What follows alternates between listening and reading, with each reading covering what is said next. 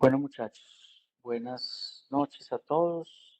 Hoy es 5 de septiembre del año 2022 y vamos a empezar la clase hoy, que básicamente la clase va a girar en torno al proceso diagnóstico según eh, la versión de quien les habla, doctor Duque. ¿Me confirman todos otra vez que estén viendo bien? ¿Están viendo pantalla compartida, por favor? Sí, doctor. Sí, señor. Bueno, muy bien. Entonces, vamos a ver un caso clínico y a partir de este caso clínico, la estructura, según la propuesta de quien les habla, del proceso diagnóstico. Este es un paciente con un dolor torácico y ya les voy a mostrar de dónde es tomado la presentación. Permítanme que es que no veo de dónde paso las diapositivas. Muchachos.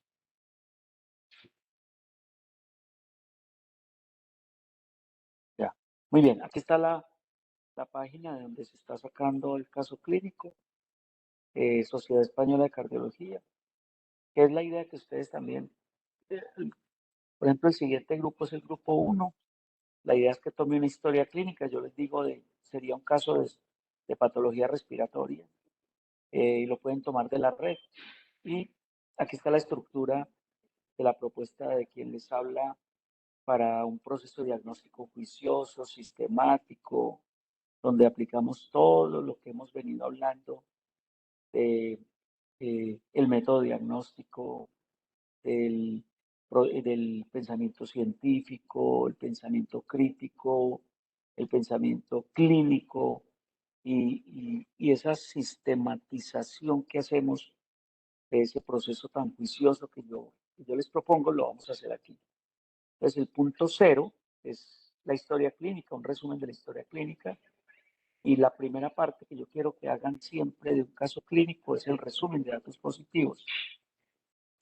La segunda parte es que ustedes identifiquen problemas. O sea, ¿qué vamos a identificar con problemas? Básicamente vamos a identificar los grandes signos, los grandes síntomas, o mejor, si son capaces de agrupar esos síntomas y signos del paciente en unos grandes síndromes, mucho mejor. Mucho mejor. Queda mucho mejor si lo hacen colocando grandes síndromes. Es que hay momentos que, digamos que hay patologías o clínicas que no podemos agruparlos por síndromes, por ejemplo, un paciente que solo tenga hemoptisis, entonces colocamos el signo hemoptisis como un gran problema del paciente. El tercer punto que yo quiero que lo hagan es patologías posibles. Después de tomar esos grandes síndromes, ustedes van a coger esos grandes síndromes y agrupan patologías posibles de acuerdo a esos grandes síndromes. Aquí lo que pretendemos es hacer diagnósticos diferenciales de todos y las características más grandes de cada uno de esas posibles patologías. Digamos que al principio ustedes hacen un listado de todas las patologías que pueden ocasionar los síndromes, pero obviamente de ese listado van a tomar algunas que consideran las más relevantes porque el paciente tiene muchas características de eso.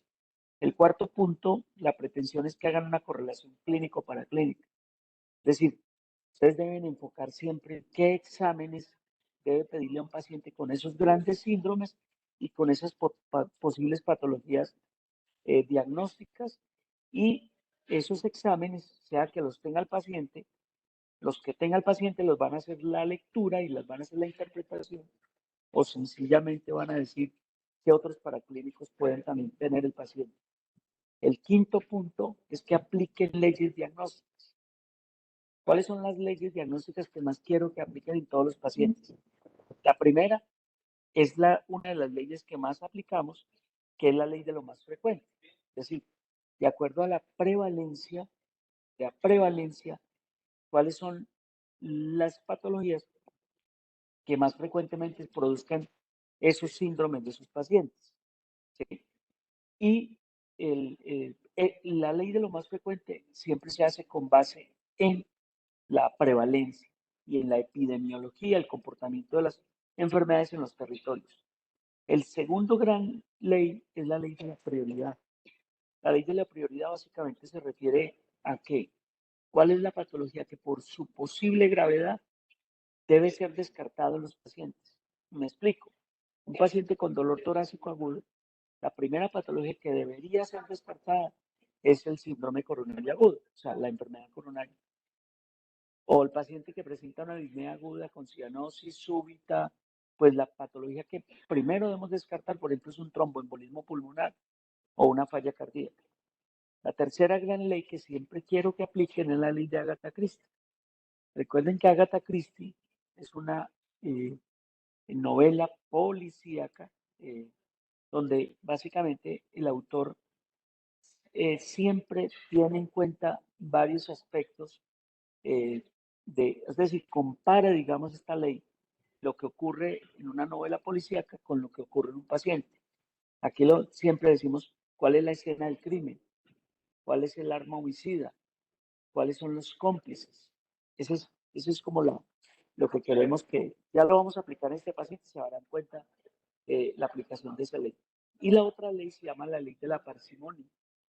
La ley de la parsimonia hace alusión a que cuando ustedes en un paciente se presentan varios síntomas o signos que aparentemente son de diferentes sistemas, lo que usted más frecuente debe pensar o mejor debe pensar es que haya una sola patología que esté explicando todo el cortejo sindromático del paciente.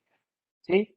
El caso típico, el paciente que presenta fenómeno de fotosensibilidad, eritema malar, presenta poliartralgias, presenta policerositis, presenta pericarditis, presenta artritis, presenta una anemia hemolítica, presenta una psicosis, pues usted debe pensar que hay una sola patología que le explique. ¿Cuál es? El lupus eritematoso sistémico. Y no piensa que haya varias patologías en el paciente. Es decir, esa es la ley de la parsimonia. ¿Qué quiero que hagan en el sexto punto? Los expliquen cuáles son los procesos fisiológicos implicados y cuál es la explicación fisiopatológica de esa expresión clínica del paciente. Es decir, estamos hablando, ya vamos a ver este caso, el paciente está comprometiendo la presión arterial, está comprometiendo el flujo coronario, está comprometiendo el gasto cardíaco. Entonces, lo que ustedes deben hacer es una revisión muy resumida de esos procesos fisiológicos y un repaso de ello, pero muy grande, y acto seguido hacer una explicación fisiopatológica de eso. Y por último, en todo caso, vamos a hacer conclusiones diagnósticas. Primero, el diagnóstico sindromático, que ya son los mismos síndromes que tenemos arriba. El diagnóstico topográfico anatómico es de cuál es la estructura posiblemente comprometida. El tercero es diagnóstico etiológico, es decir, cuál es el arma homicida, cuál es la patología que desencadenó todo. Y el quinto puede ser el diagnóstico específico. Es decir, por ejemplo, tenemos un paciente con una falla cardíaca, con un IHAM tipo 3 o un IHAM 3 con un Framingham A, B, C, D, y que tiene, por ejemplo, si es una falla cardíaca aguda, está en el cuadrante A, B, C, D, es decir, es una falla cardíaca eh, caliente, caliente y seca, o caliente y frío, o caliente, perdón, y húmeda. Bueno, digámoslo así, es como la idea de esto. Muy bien. Entonces arrancamos. Momento uno, este es el paciente. Es un varón de 48 años de edad, sin alergias conocidas, antecedentes médicos de interés, tabaquismo, hipertensión arterial, obesidad, y no tiene otros antecedentes, y de profesión es un paciente labrador.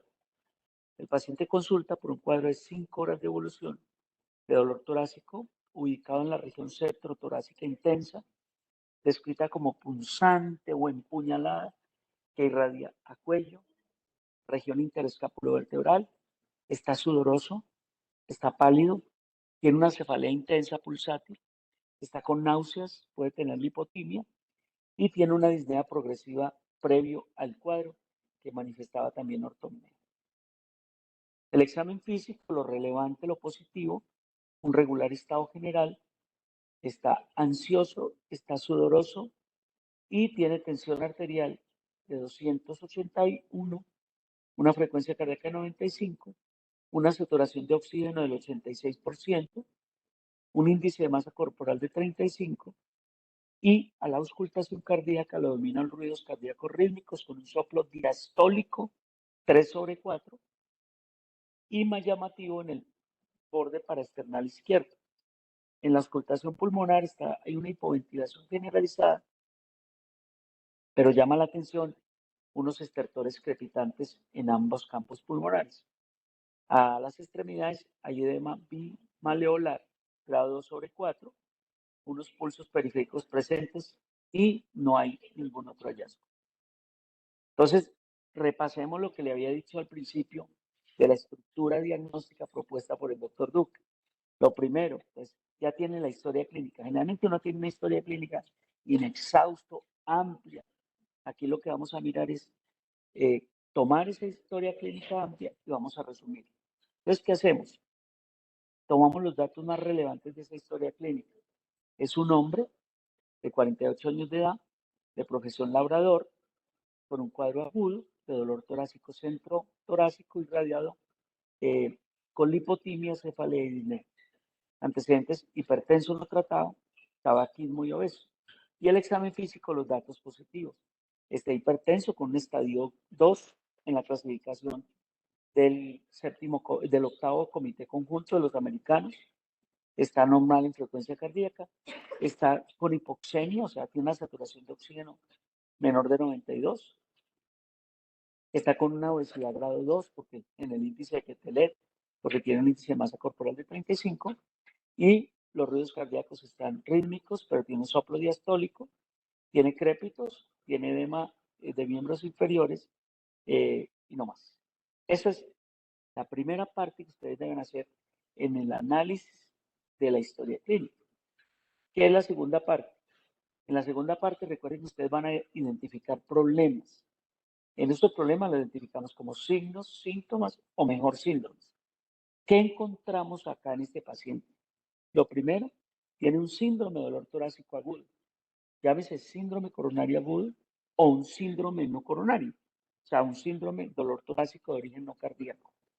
Y los otros síndromes son síndrome de crisis hipertensiva, llámese urgencia versus emergencia, un síndrome de falla cardíaca, un síndrome del paciente con soplo diastólico, que es lo que encontramos a la auscultación. Muy bien. Hasta ahí vamos bien, muchachos. Me hablan para saber que hay retorno, que me están oyendo bien. Muchachos. Sí, se escucha bien. Perfecto. Muy bien. Listo. Tercer punto. Patologías posibles. Es decir, tomamos los síndromes y le ponemos apellidos, le ponemos patologías. Entonces, síndrome de dolor torácico agudo coronario versus no coronario. Entonces, ¿qué tenemos? Aquí tenemos. Entonces, de origen cardiogénico y de origen no cardiogénico. De origen cardiogénico arriba tenemos de origen isquémico o de origen no isquémico. En el margen superior izquierdo, entonces tenemos la angina inestable, el infarto de miocardio.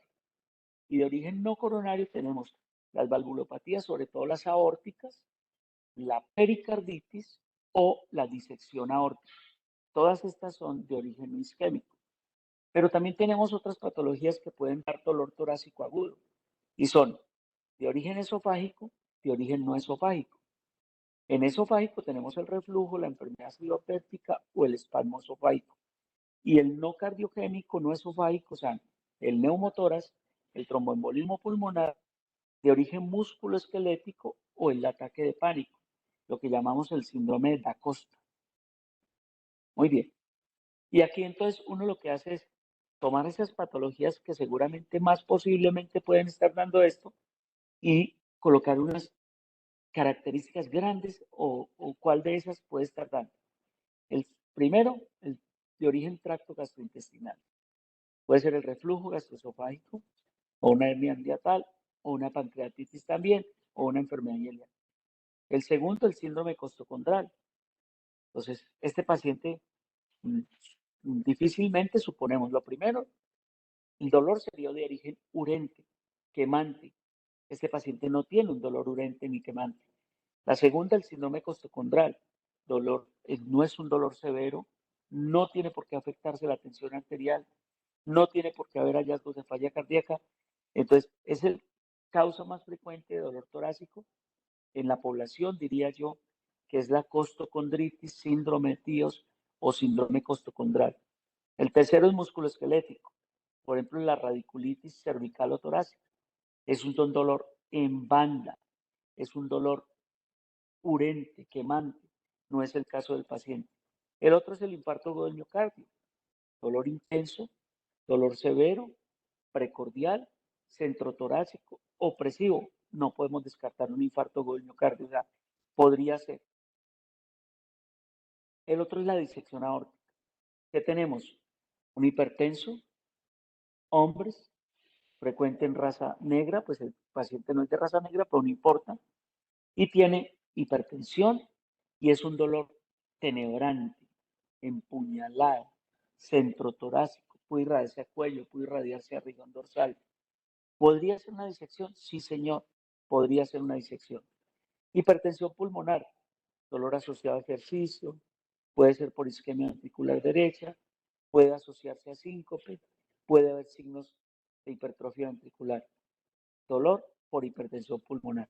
Embolismo pulmonar, todo paciente con cuadro de dolor torácico agudo, de disnea, de taquicardia, en un paciente con factores de riesgo para tromboembolismo puede ser un tromboembolismo. ¿Cuáles son los pacientes? Cardiópatas, añosos, obesos, encamados, pacientes con trombosis venosa profunda, pacientes con falla cardíaca pueden presentar un tromboembolismo. Pericarditis aguda. ¿Cómo es el dolor?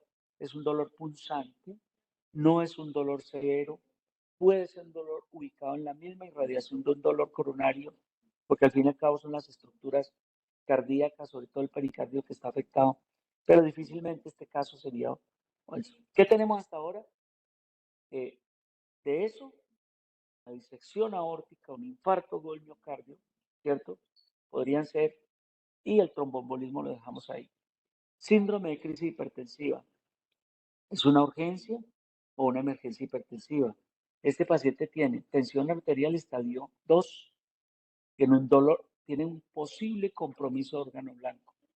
Posible compromiso. ¿Cuál es el órgano blanco? Si es la aorta, una disección aórtica. Si es el corazón, una es coronaria. Entonces, este paciente puede estar cursando con una emergencia hipertensiva. Recuerde que la emergencia claramente es su elevación súbita de la presión arterial, 1, con compromiso de órgano blanco. Es decir, paciente podemos estar frente a una emergencia hipertensiva. Síndrome de falla cardíaca. Entonces vamos a revisar por qué decimos que hay una síndrome de falla cardíaca. Entonces lo primero, recuerden los criterios mayores de Framingham, ¿cierto? Y aquí están los criterios mayores de Framingham. Disnea paroxística nocturna, ortopnea, el paciente la tiene. Disnea con tos de ejercicio, tiene disnea. Ingurgitación yugular, no lo vimos, por lo menos no lo describe. Tiene estertores, sobre todo pulmonares bilaterales. Tiene cardiomegalia, es posible. Tiene un edema pulmonar, el hecho de que tenga estertores bilaterales en tercio inferior puede estar haciendo un edema pulmonar en fase inicial. Y el galope, pues no lo describió por lo menos la historia clínica. Y una presión venosa central, perdónenme, una presión venosa central alta, pues en este paciente lo veríamos de pronto con ingurgitación yugular, pero este paciente no lo podemos medir. Criterios menores, tos nocturna, o sea que sí tiene varios criterios mayores, ¿cierto? Criterios menores, tos nocturna, edema de tobillo sí lo tiene el paciente, hepatomegalia no la vimos, taquicardia persistente no lo vimos y pérdida de peso. O sea, aquí tenemos de pronto el edema y los. Listo. Un poquito revisando la etiología de la falla cardíaca, tenemos las más frecuentes, la hipertensión arterial, la enfermedad coronaria, ¿cierto? Las miocardiopatías, las valvulopatías, las infecciones, las enfermedades metabólicas, la anemia y las tóxicas, como la doxorubicina o los antineoplásicos. El otro tenemos síndrome del paciente con soplo diastólico. Ese es otro síndrome. ¿Y qué tenemos?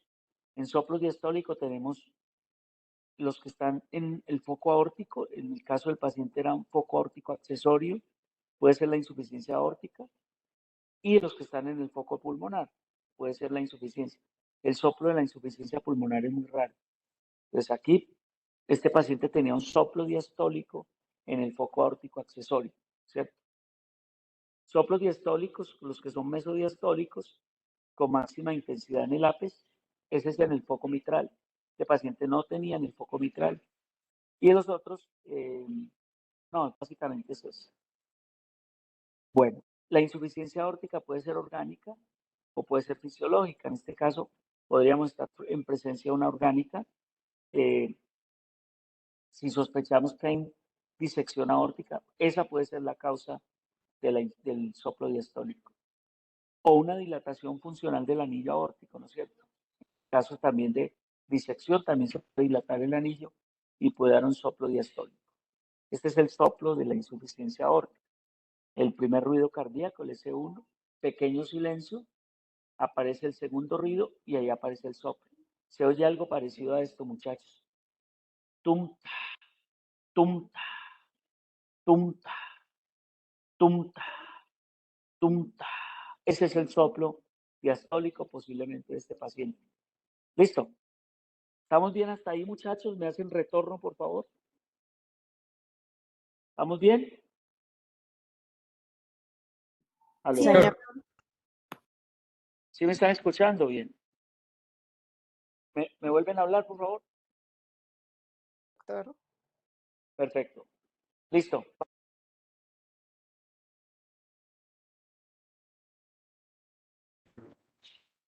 Listo. Vamos a hacer. Lo primero que tenemos es un electrocardiograma que estamos viendo en este paciente. Vamos a ver este electro que tiene. Entonces, lo primero tenemos unos complejos estrechos. Segundo, un RR regular. Tercero, un ritmo sinusal de presencia de ondas P. Cuarto, el eje está en 60 grados. D1, D2, D3 positivo, con el D2 más positivo. Cuarto, tenemos, ¿qué más? Tenemos un PR normal, tenemos un QRS normal, tenemos un QT normal, tenemos un ST, de pronto la onda T está un poquito invertida y un trastorno de repolarización en B5, B6. Y otra cosa, podemos ver el Sokolov. Si ustedes suman la sumatoria neta en B1 y B5, por ejemplo, tenemos 5, 10, 15, y B5 tiene 5, 10, 15, 20, estaría dando 35, un poquito más. Es decir, podríamos estar hablando de que el paciente puede tener una hipertrofia ventricular izquierda, pero no vemos más. O sea, este electro no tiene más, que es correlativo con que el paciente tenga una hipertensión arterial. Aquí tenemos una radiografía de tórax, una radiografía póstero-anterior de tórax, una radiografía mal infiltrada, donde vemos básicamente una cardiomegalia, una dilatación del arco y el callado de la aorta, mírenlo arriba. Estamos viendo también un cardiomegalia importante, estamos viendo congestión iliar bilateral. La base del lado izquierdo no se ve bien, pero parece que hay congestión intersticial alveolar a nivel bilateral. Es decir, esta es la radiografía de un paciente con cardiomegalia. Podríamos pensar que hay una dilatación de aorta, pues ya puede haber un aneurisma aórtico ahí y hay signos de falla cardíaca. Es decir, aquí hay criterio mayor de Framingham, como es la cardiomegalia y como es la presencia de congestión iliar bilateral, seguramente está haciendo un... Bueno, muy bien.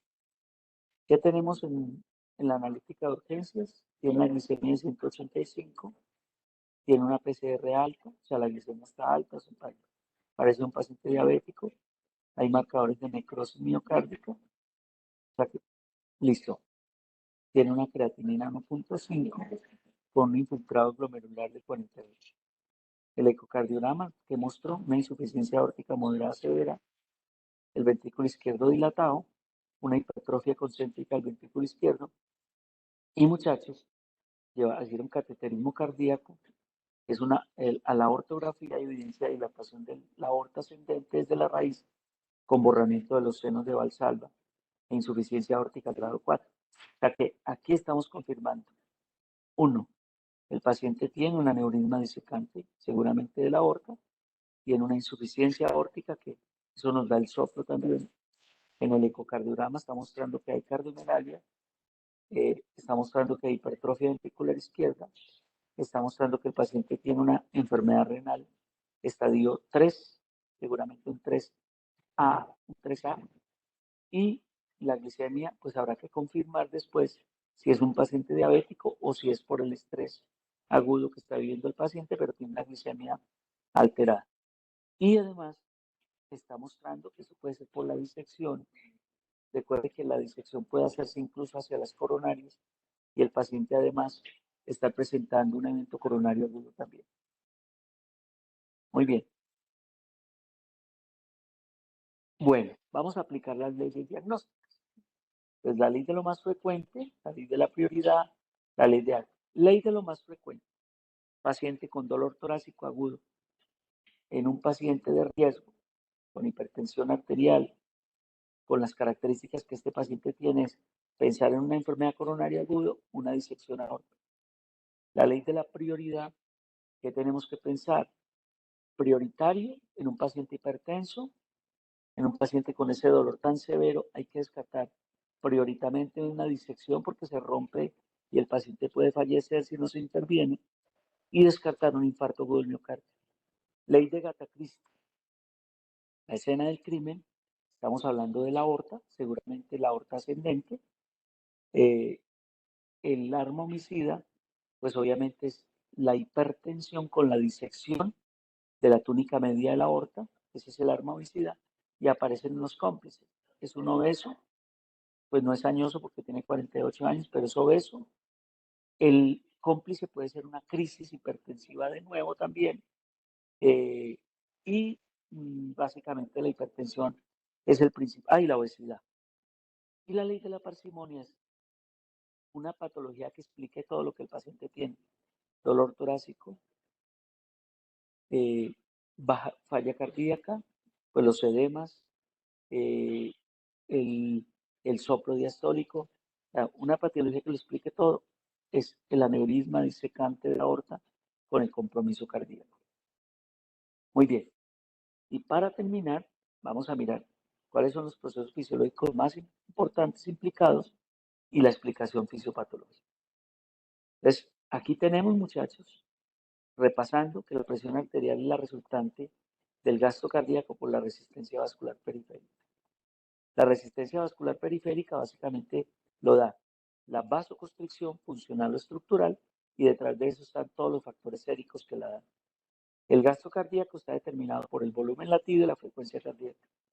Y el volumen latido básicamente lo compone la precarga, es como el retorno venoso, la poscarga, que es la presión al final digamos, la oposición que los vasos hacen a la salida de la sangre del ventrículo, y la contractilidad, que básicamente depende del estado de la miofibrila.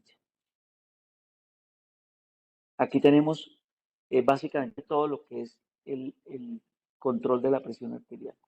Entonces, para el control de la presión arterial hay factores etiológicos, hay factores reguladores y hay factores determinantes. Abajo tenemos el gasto cardíaco por la resistencia vascular periférica. Y arriba tenemos básicamente de qué depende la volemia, la constricción venosa. Entonces depende de la retención de sodio y agua, que en este paciente está aumentada y aumenta volemia, de la disminución de la superficie de filtración en el riñón, del estrés, que es la hiperactividad nerviosa también, de la parte genética que nos regula lo que es la membrana celular, de la obesidad que nos da hiperinsulinemia, y hay unos factores derivados del endotelio que básicamente lo que es los factores derivados del endotelio, la hiperinsulinemia, la alteración de la membrana y el sistema renina-angiotensina, que nos afectan la constricción funcional y la hipertrofia estructural. Y lo que es la actividad renina-angiotensina, la hiperactividad nerviosa simpática, y básicamente nos están controlando lo que es la afectación que da sobre el músculo cardíaco, aumentando la contractilidad. Si usted aumenta la precarga y aumenta la contractilidad, tumba el gasto cardíaco. Y si usted aumenta la constricción y la hipertrofia estructural aumenta la resistencia vascular periférica. Ambos factores están ocasionando mayor hipertensión y todos los factores deleterios que continúan lo que están dando al final es falla cardíaca. Aquí tenemos lo que es el sistema nervioso simpático que actúa a través de las catecolaminas y que tiene efectos sobre el corazón, sobre el sistema venoso, sobre el riñón, sobre el corazón aumentando la frecuencia cardíaca y a su vez aumentando el gasto cardíaco, sobre el sistema venoso aumentando la presión venosa. Ambos, frecuencia cardíaca y presión venosa, da aumento del gasto cardíaco. Resultado final, junto con el aumento de la resistencia vascular periférica, está mediado por riñón, por el sistema renina-angiotensina y por las catecolaminas. Resultado final, vasoconstricción arteriolar, aumento de resistencia vascular periférica. Aquí tenemos falla cardíaca, hay sobrecarga del ventrículo izquierdo, aumento de resistencia vascular periférica, hipertrofia concéntrica y bajo volumen sistólico. Aquí está básicamente lo que está ocurriendo en un paciente con insuficiencia aórtica. Es básicamente cuando se cierra, digamos, hay diástole ventricular en el lado izquierdo de la imagen.